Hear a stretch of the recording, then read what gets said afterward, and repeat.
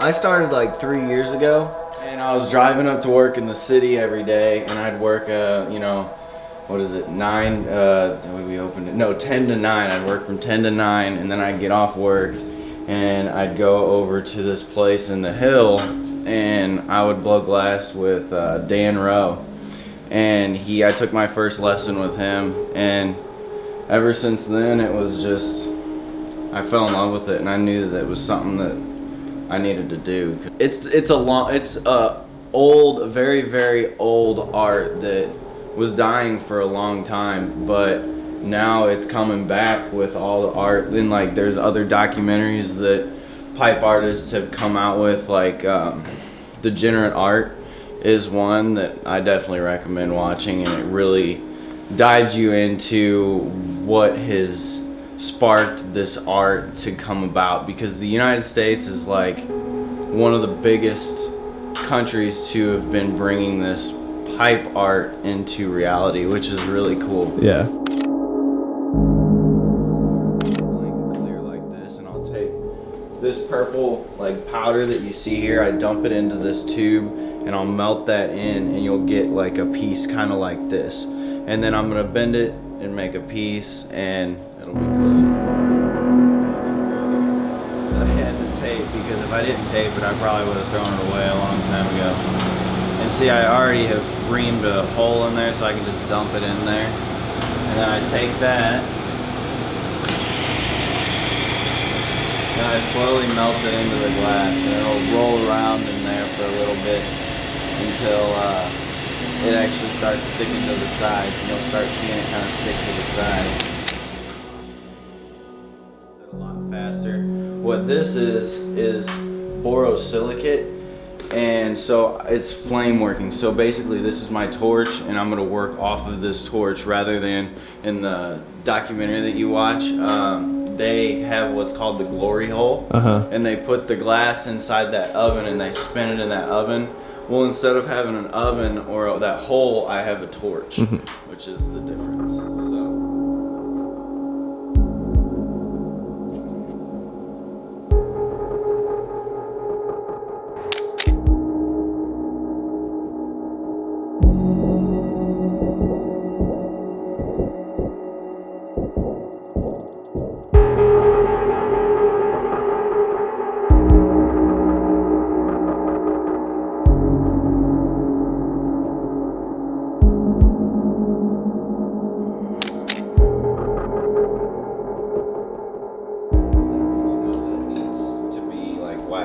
But graphite, you really don't have to do that.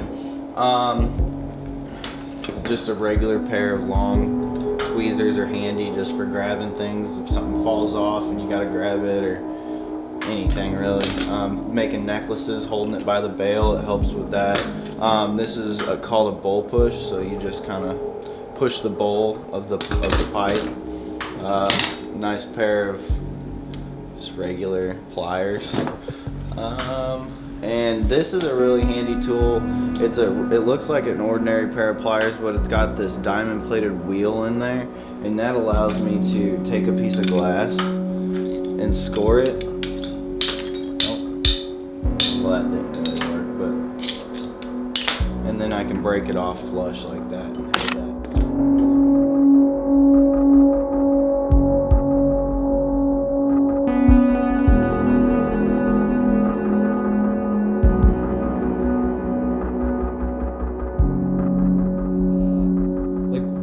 Do you remember the first thing you made, or do you have it, or? Yeah, I do have it.